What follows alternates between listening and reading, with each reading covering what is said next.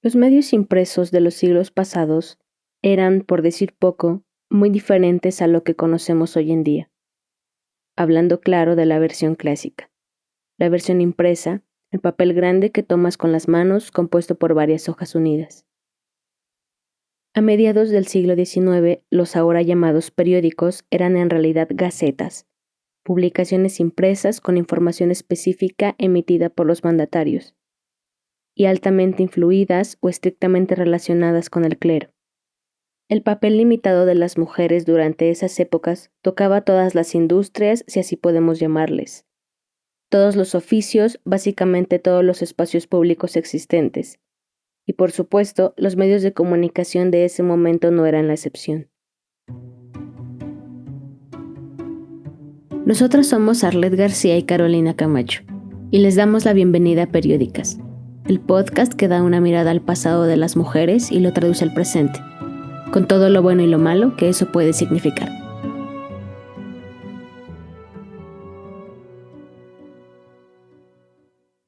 Las primeras apariciones que tuvieron las mujeres en la realización de periódicos fue en la producción de los mismos, específicamente en la imprenta. Pues en la época, cuando los esposos dueños de imprentas tenían que dejar el oficio para ocuparse de la independencia del país, quienes tomaron el mando fueron ellas, sus esposas. Pocas y contadas son las mujeres que se involucraron en la redacción de periódicos. A inicios de los 1800 apenas aparecían algunos nombres de autoras que escribían poemas en el Diario de México, el primer medio impreso con publicación periódica diaria del país, y relevante además por su contenido crítico, artístico y literario. Fue la plataforma incluso para los primeros grandes literatos mexicanos. Daban cabida a la poesía, al debate social y al enfoque educativo. El Diario de México hacía partícipes a las mujeres como lectoras y algunas pocas veces como autoras. En forma de artículos resaltaban el papel de las mujeres en la sociedad, para ser específicas el de madres, cuidadoras y educadoras. Y para la época, hablarles a ellas rompía con las costumbres tradicionalistas. El periódico defendía la educación de las mujeres, abogaba por instruirlas más allá de las tareas del hogar, argumentando que ellas eran las encargadas de la crianza de los futuros mexicanos. No hay que olvidar que hablamos de finales del siglo XIX, época en la que cualquier vestigio de liberación de la mujer resultaba disruptivo, aunque incluso estos discursos liberales contenían ideas que ante los ojos de los siglos siguientes resultan conservadores. En el Diario de México se defendía y se abogaba por las mujeres de honor, pero se condenaba, y citamos, a las mujeres de poca moral, coquetas, currutacas y pirracas.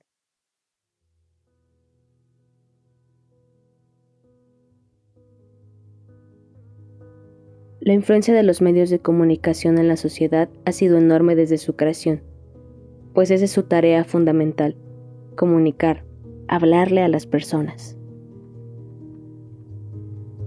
Sabemos que a lo largo de la historia de la humanidad son y han sido utilizadas incluso como herramientas de control, coacción y alienación. Aunque todos estos son términos de la época moderna, podemos decir que los medios siempre han jugado ese papel protagónico al momento de proyectar y formar la realidad de una sociedad.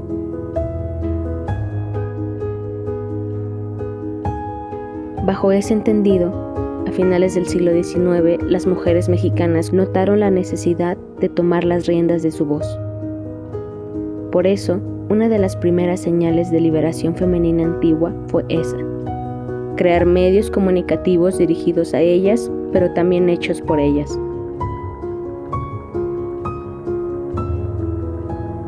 Entonces, ¿cuáles fueron estos primeros medios hechos por mujeres? ¿De qué hablaban? ¿Quiénes fueron las primeras mujeres periodistas mexicanas?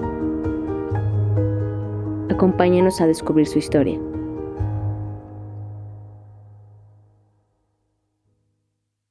Hasta la fecha se desconoce quién fue la primera mujer periodista en México, pues las pioneras de la prensa en esos tiempos usaban seudónimos. Si tenemos que ponerle un rostro a esa primera mujer periodista, pondríamos el de Leona Vicario, uno de los personajes principales para la consumación de la independencia de México. Ella publicaba en varios diarios de la época sus sentires patrióticos y los avances independentistas. También podríamos nombrar a la poeta Ángela Lozano, quien fue la primera mujer que dirigió un periódico literario.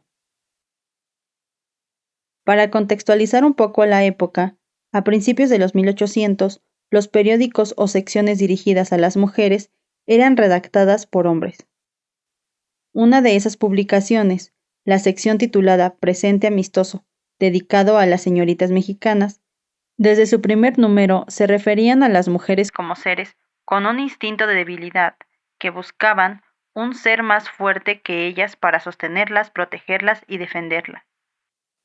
Un claro ejemplo de la necesidad de nuevos medios que fueran dirigidos a mujeres, sí, pero también que estuvieran escritos por ellas. Y respondiendo a la necesidad de tener un medio hecho por mujeres, es como surge Violetas de la Náhuac, periódico literario redactado por señoras. El primer periódico con tendencia feminista en México, el cual exploraremos a profundidad en este episodio. Uno de los primeros artículos publicados en Violetas de la Náhuac fue Aquí estamos. En este artículo se puede leer lo siguiente. Hacían considerar a la mujer como máquina para la procreación, como una cosa de lujo para los ricos, como necesaria para el pobre, a fin de que lavara, planchara, cosiera. En una palabra, una sirviente. Y como si estas consideraciones no fueran bastantes, tenemos pruebas indiscutibles. Han existido y existen mujeres fuera y dentro de nuestra patria dignas de admiración y respeto. Aunque su público se centraba en las mujeres, que podían adquirir la revista y tener el tiempo para leerla, buscaban que esto no fuera contradictorio con el propósito de ser una fuente de cambio para la sociedad, que quedó explícito desde su primer número. Violetas de la Náhuac en un principio se tituló Las hijas de la Náhuac, pero ya existía una publicación periódica bajo ese nombre. Por ello decidieron cambiarlo a partir de 1888. Así entonces, Las Violetas de Anáhuac se convirtió en el primer semanario hecho por y para mujeres. Su fundadora y directora fue Laurana Wright, y entre sus más constantes colaboradoras sobresalió Matiana Murguía. Ambas fueron las principales responsables de su contenido y línea editorial. Estaban convencidas de que dentro de la prensa debía existir un espacio para dar a conocer públicamente sus ideas, pensamientos y opiniones. Los testimonios que dejaron plasmados Laureana y Matiana en las páginas de sus seminarios nos han permitido conocer los géneros que manejaban las mujeres en esos tiempos, ciertos modos de vida y un contexto que nos puede ayudar a conocer mejor el periodismo feminista del presente. Con estas palabras se presentó lo que sería el hito del periodismo feminista en México.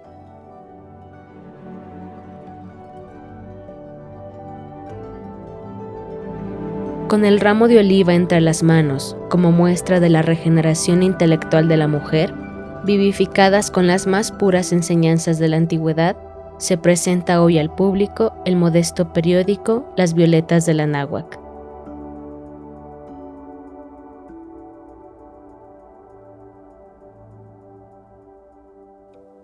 Laurana Wright, hija de una madre mexicana y un padre estadounidense, tuvo los recursos para aprender a leer, escribir, sumar o restar y forjar un gusto por la ciencia y la literatura.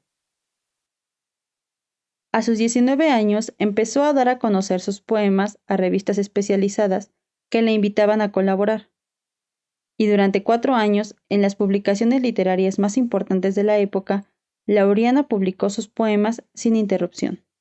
Colaboró en periódicos como El Estudio, El Diario del Hogar, El Federalista, entre otros. En 1869 fue nombrada socia honoraria de la Sociedad Nezahualcóyotl, a petición del gran poeta Manuel Acuña. Ingresó a la Sociedad Científica El Porvenir en 1872. También, a petición de otro gran intelectual, el periodista Ignacio Ramírez, se hizo socia del Liceo Hidalgo, poco después socia del Liceo Mexicano y del Liceo Altamirano de Oaxaca. En esos tiempos, los liceos eran las asociaciones literarias más importantes del país. En una de sus publicaciones se atrevió a criticar la política del entonces presidente Manuel González, por su proceder injusto en contra de los trabajadores mexicanos. El mandatario mandó a decir con su secretario que Laureana era una extranjera y que no debía opinar sobre lo que ocurría en México, y estuvo a punto de ser expulsada del país. Ante este hecho, Laureana no respondió directamente, pero sí comentó en una de sus publicaciones que lamentaba que la verdad no pudiera publicarse e hiriera tanto que se llegara a la amenaza. En palabras de la doctora Elvira Carballido sobre Laureana, cuando una mujer inspira tal reflexión, demuestra tener una vocación pública fuera de lo común. Por lo tanto, no podía conformarse con enviar textos a diferentes diarios. Ella tenía que crear una tribuna propia e invitar a sus contemporáneos a participar en ella. Es así, con esta reflexión, como surge el semanario Violetas del Anáhuac, el 4 de diciembre de 1887. Violetas del Anáhuac apelaba por mejorar el sistema de educación y por la inserción de las mujeres en él. Laureana Gray se encargó de repartir su semanario entre los periodistas más reconocidos de la época y en las redacciones de todos los diarios capitalinos. Además, hizo una abierta invitación a todas las mujeres mexicanas. La mujer mexicana, adicta por naturaleza a todo lo bello y a todo lo grande, ha llegado en su mayor parte a un grado bastante elevado de ilustración, y necesita por lo mismo un campo donde pueda ensanchar sus conocimientos y darlos a luz, haciéndolos extensivos a su sexo en general, a fin de que se levante a la altura de la sociedad en que vive y de la época que representa. Con tal propósito, no solo ponemos a las órdenes de todas las escritoras de la República las columnas de este seminario, sino que excitamos a las jóvenes que empiezan a hacer sus propios ensayos literarios a que nos envíen sin temor algunas de sus producciones. El semanario tenía dos estilos de formato: el ensayo periodístico y la ficción literaria como el cuento, poesía y prosa lírica, que iban de acontecimientos sociales que describían a la burguesía porfiriana y comentarios de lo que ocurría en ese momento en el país. Pero el tema más recurrente era la educación de la mujer. Laureana fue una de sus más constantes colaboradoras y escribió sobre los más variados asuntos, pero su tema principal fue la situación femenina y desde el primer número publicó biografías de mujeres mexicanas, alegando que su propósito era la vida de aquellas mujeres de nuestro país, notables por su ilustración, por sus adelantos y por sus cualidades morales. Creó más de una veintena de semblanzas y el primer personaje femenino biografiado fue la esposa del presidente de la República, Carmen Romero Rubio de Díaz. Otra de las biografías vigentes hasta la fecha fue la que hizo de la primera doctora mexicana, Matilde Montoya, y de una injusticia cometida contra una humilde mujer llamada Agustina Ramírez de Rodríguez. Por la gran aportación que fueron las biografías que realizó a la historia mexicana, la gran mayoría de ellas se publicaron en una antología titulada Mujeres Notables Mexicanas, editada por la Secretaría de Instrucción Pública y Bellas Artes en México. Laureana ya no pudo ver la creación de este libro porque falleció unos años antes. Era cierto que Violetas del Anáhuac tenía una línea de ideas feministas, pero que, como aclara la doctora Elvira Hernández, estas ideas pertenecían a su contexto, que mantenía a las mujeres bajo la idea de que podían apelar por su educación, pero no dejar de lado la familia, el ser madres y casarse. Se presentaban como el periódico literario redactado por señoras, y escribían sobre cómo debían comportarse las mujeres, cómo tener un buen matrimonio, cómo formarse en las instituciones educativas y cómo ser femeninas. También se posicionaban sobre temas de la época, como su artículo El periodismo en México, que fue descrito desde un panorama muy personal, haciendo hincapié desde la influencia de la literatura en el periodismo, el valor de la lectura y de la existencia de la imprenta, aunque también era crítica en que la mayoría de las y los mexicanos tenían una apatía por la lectura, lo que provocaba que México no fuera una buena inversión para los editores, y por ende no se apoyaba el buen periodismo mexicano. En febrero de 1889, Violetas de la Náhuac anunció que su directora padecía una enfermedad que la forzaba a dejar el semanario, y en su lugar quedó Matiana Murguía, quien ante esta noticia se expresó así. En nuestra alma existe un vivo sentimiento de cariño y admiración por Laureana. Para nosotras es el más bello tipo de instrucción y virtud.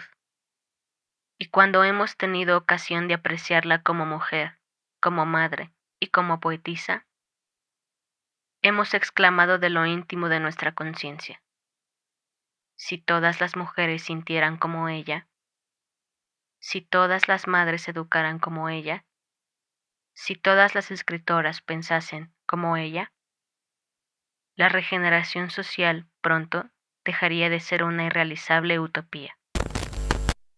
En Matiana Murguía existía la firme convicción de que la mujer podía caer fácilmente en errores si su educación continuaba tan decadente. Por ello, en varios de sus artículos aseguró que era muy importante inculcarla en las mujeres.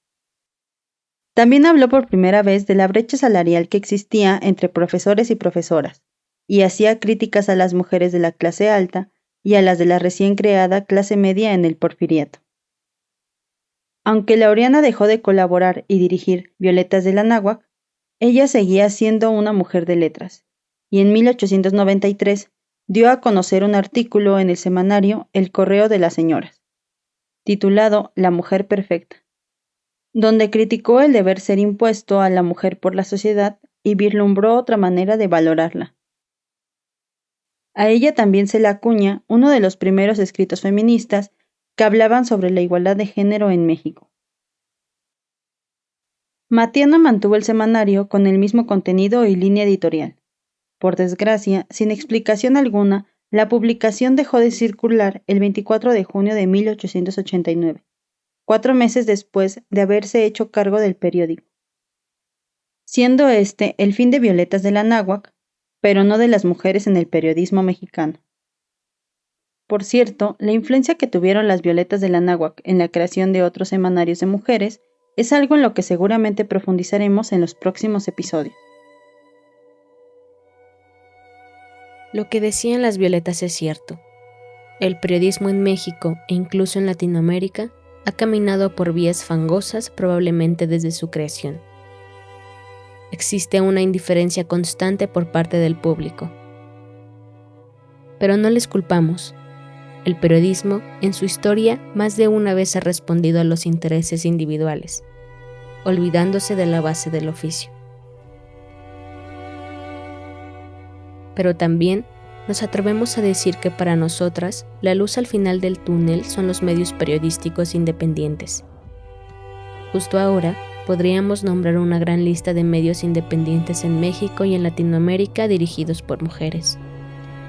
Malvestida, Volcánicas, Fugitivas, La Desvelada, Memorias de Nómada, Ruido en la Red y Nosotras, periódicas, solo por mencionar algunos.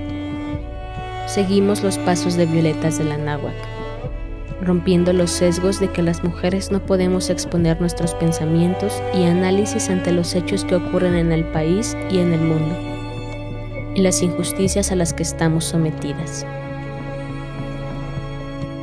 Y no solo eso, también vale la pena resaltar la relevancia que tienen nuestras consumidoras, nuestras lectoras, nuestras escuchas. A todas y todos ustedes nos debemos.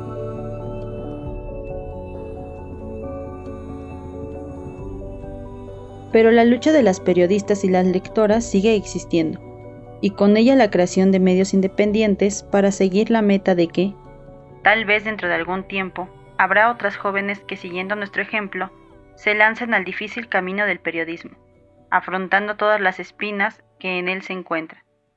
Palabras de las hijas de la Náhuac, 1873.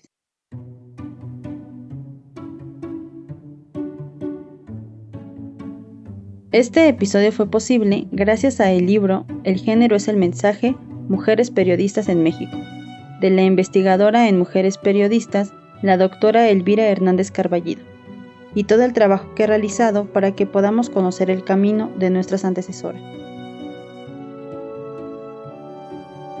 Esto fue Periódicas, Nos vemos aquí en 15 días para una nueva historia. Síguenos en tu plataforma de podcast favorita y en nuestras redes sociales. Compártenos con tus amigas, primas, hermanas, tías, vecinas, compañeras o con quien tú quieras, que todas merecemos conocer nuestro pasado y traducirlo al presente, con todo lo bueno y lo malo que eso puede significar.